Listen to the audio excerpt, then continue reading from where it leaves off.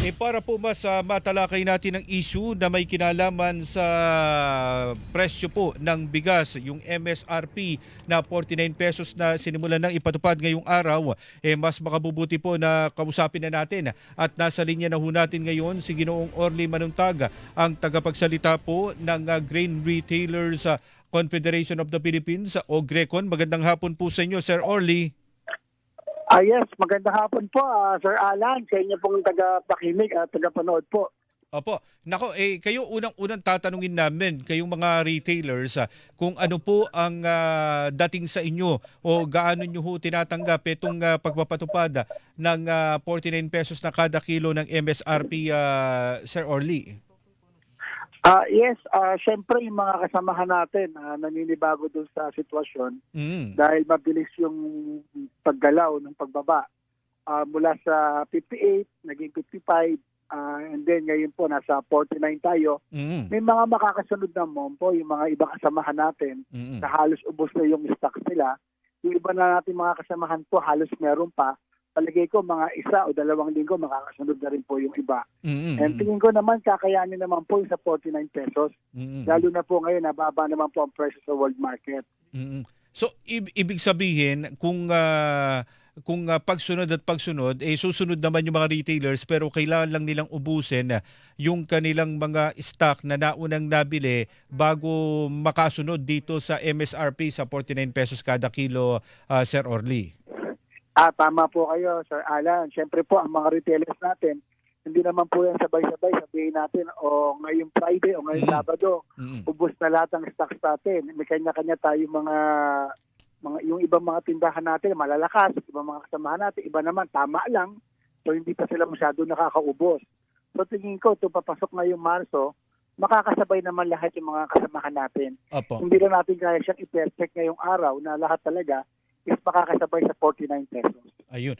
Pero kung titingnan ho natin, batay ho sa mga bentahan ng mga supplier ng mga bigas, mas mababa na ho ba talaga at kakayanin kung simula ngayong araw merong bibili ng mga bagong supply ng bigas at kayang sumabay dun sa 49 pesos na kada kilo ng bigas? Magkano ho ba yung puhunan sa ngayon para ho sa imported na bigas na well-milled?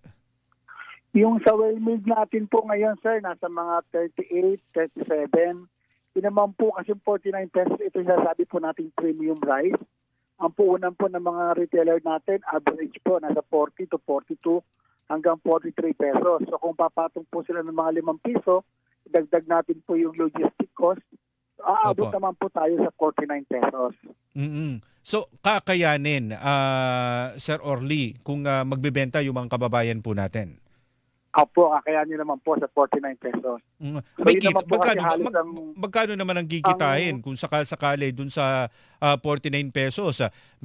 Kahit pa paano pa, may kita pa rin na mga 2-3 pesos kada kilo yung mga retailer po natin. Nasa 4 pesos to 5 pesos yung kikitain ng mga retailers natin. Actually, ito naman yung average talaga nung pa namin sinasabi na halos standard naman yung patong ng mga retailers. Nasa 10%.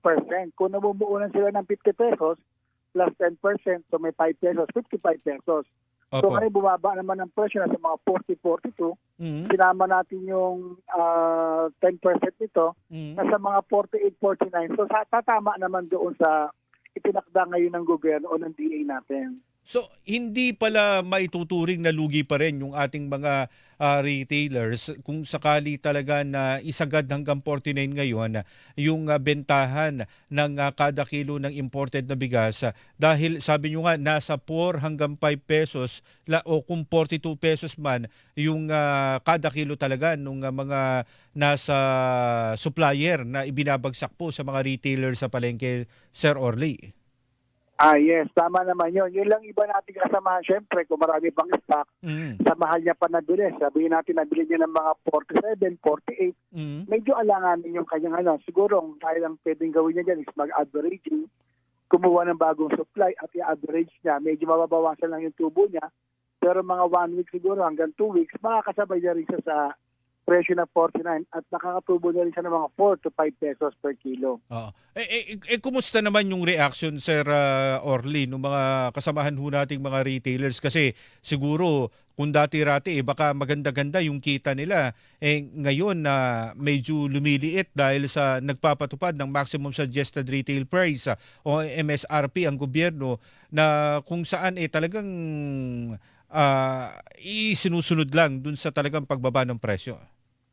Yes, syempre, yung may iba nating kasamahan, hindi naman natin 100% mapipilis, syempre. Yung iba, may mga naapektuhan din kahit paano, kagaya na sasabi ko nga na may mga stocks pa sa mataas na presyo at ngayon nalilimitahan yung kanilang tubo at nababantayan dahil sinasabi rin naman namin sa kanila at least 10% yung tubo base doon sa puuna na binibili nila na hindi naman tayo sobrang sasabihin mo na magtataas ng presyo kasi nakikita namin yung 4 to 5 pesos, that is 10%.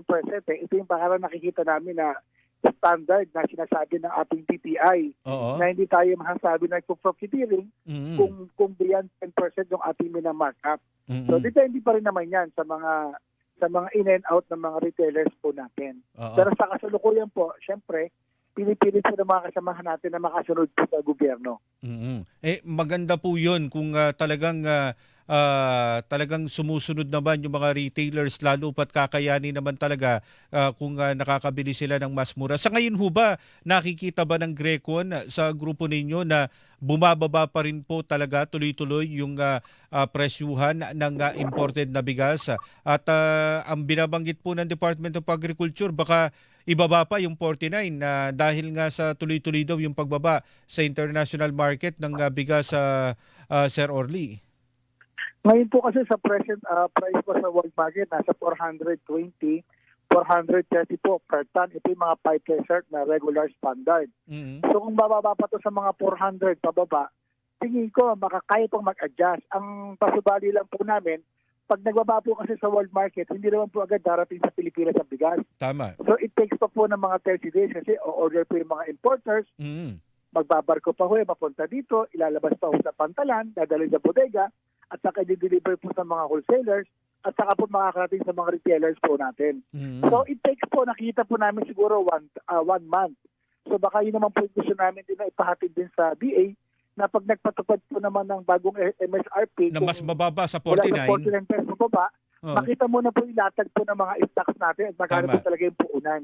Para hindi naman po maapektuhan ng tuluyan yung mga kasamahan natin nagre-retail.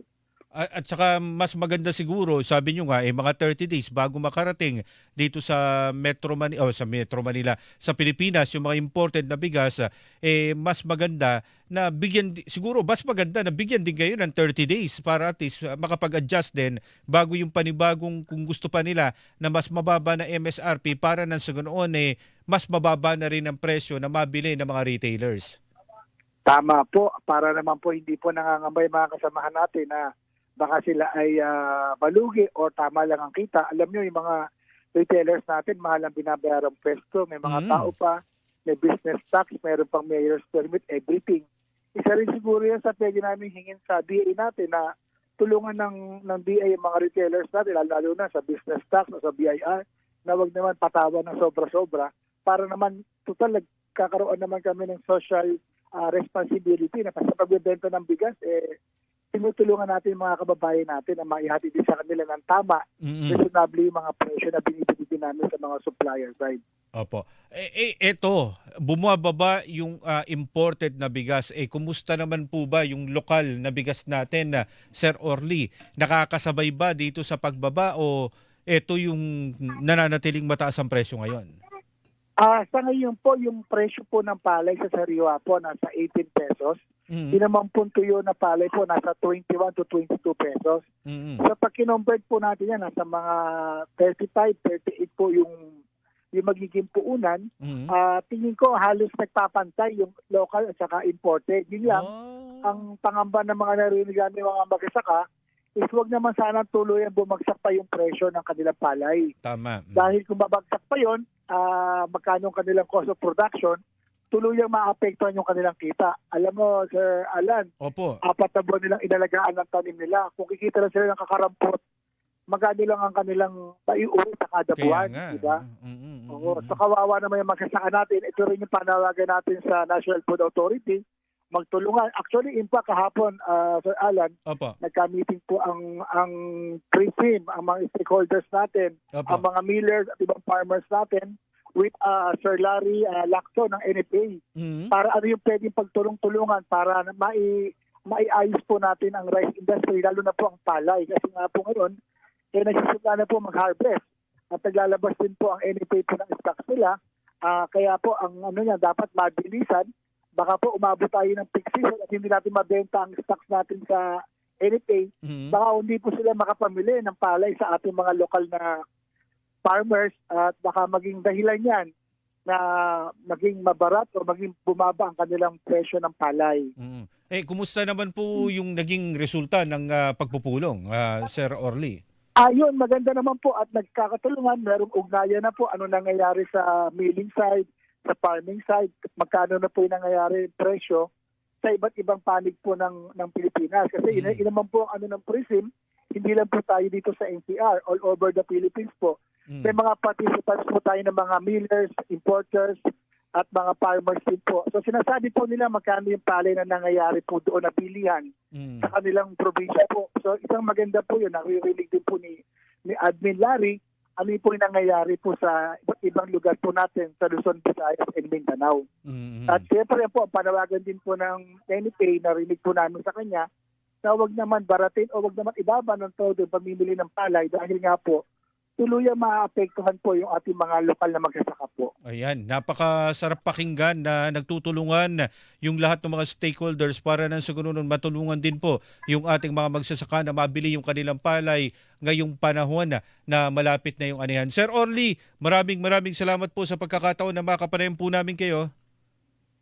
Opo, maraming salamat po sa imbitasyon.